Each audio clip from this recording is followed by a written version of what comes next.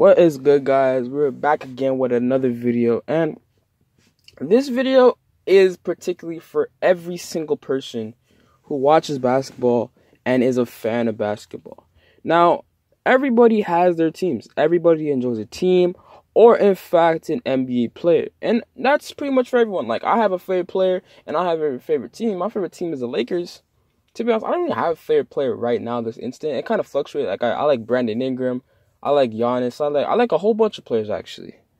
But there's always a problem within us, as NBA fans at least. And there's three biggest problems that I see the most. And I'm pretty sure everyone can relate to this. And these three problems are never going to change. It's just, when I see basketball arguments, I just see like this fails to be addressed. And this fails to be noticed, and that we do this so much, it's just we forget. So the first problem with us NBA fans is we don't have a definition of loyalty.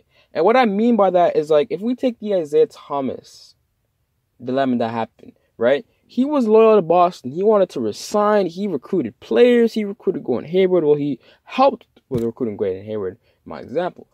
But how are you going to just trade the guy for a player that's basically his same skill set? And you were very disrespectful for Isaiah Thomas, a guy who loved Boston. He wanted to be there, win champions there, if he could possibly even do that. That's what he wanted to do.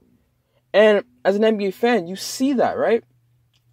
And when that happened, I'm not going to lie that Boston fans were kind of hurt by this. But give it 2 weeks when Kyrie came there and started playing well, it was like, who is Isaiah Thomas? And I just feel like that's so unloyal, because I don't understand how the GMs can be just that unloyal. But if we take the KD situation, for example, but I'm not going to sit there and say KD did it right. I'm saying if KD left the OKC Thunder, right, and he joined the Warriors, which he did. But let's say if he joined a different team. And yes, I understand that's not being loyal to your team, and the fans would have went crazy either way, joining the Warriors or not. It's just when you join the Warriors because the Warriors beat them. That's why people went so crazy. However, though, is that really unloyal? Because what if the team wanted to trade you? So who's really being loyal here? And as a fan, how can you dictate what's loyal and what's not?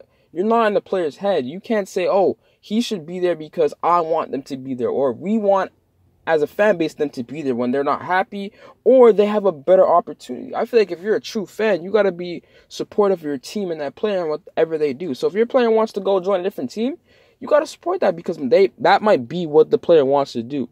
And if that player does that, that might be where he's more suited to play. And he might average better numbers, win rings, win championships, win all that type of stuff, get all the awards and everything. So who are you as a fan to say that? And that leads into my second point. Passion. We are all passionate about everything. But when it comes to sports, that is one of the biggest things that we are passionate about. Sport is one of the biggest things in North America. Actually, all around the world. Because everyone plays sports. Or has played sports. And it's not even just for basketball fans. This is for sports fans. But what I notice about basketball fans, because I'm a basketball fan, is that sometimes we let our passion override us. Like, I am very passionate about the Lakers. So if someone's going to come to me and debate about the Lakers, I'm obviously going to be more defensive. And even if they might say something that's true to me, I'm still going to kind of defensive because I'm a Laker fan. And that goes for any team. For example, if we debate two players, say your favorite player is LeBron and my favorite player is Jordan. If you say something about Jordan, I'm going to get kind of defensive, vice versa. And that's just how it is. That's why when we saw Skip Bayless and Nick Wright debate, it was two passionate people debating over two things. And when you're very passionate about something, it's very, very hard to change your mindset on anything. And that goes for anything. If I'm very passionate about cars and you tell me something about a car, who are you going to tell me? Why should I believe you if I've been focused on this my whole entire life? I'm passionate about it. I know everything about it. Whereas you might be telling me something that's completely right.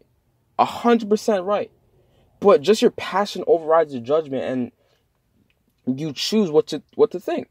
And if I build off from that point, it's basically implying that when we get into NBA arguments, what we're still going to do and we're always going to do forever, it's our passion that sometimes just clouds our judgment. And I can't really sit there and say that everyone is going to be objective, because sometimes you just can't. Because sometimes people are just going to hate on your favorite player and you just don't want to have that, so you're going to diss them. For example, I saw like a post on Reddit about Brandon Ingram, and people were still calling him a bust, and I got kind of annoyed by that, and people were saying he's not that good yet. I'm like, bro, give the guy time. He's playing really great basketball right now. And yes, people could say that because of his first season, he wasn't that good, or he wasn't that promising. People could say that. And who am I to tell them they're wrong? But I'm a Laker fan, so obviously I'm going to get passionate about that and get kind of annoyed. Third reason that I'm going to come in, and the third reason that I'm going to say here is bias. And bias comes from both loyalty and passion, because everyone is biased about something. Everyone has their opinions.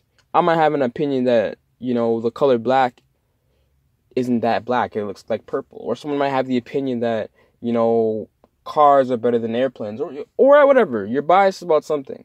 Or like my beliefs might bring bias, because you're not going to tell me that, let's say, I don't even know, let's say you believe that cars can fly, so you're going to be biased towards the argument, and I believe that cars don't fly, so I'm going to be biased there.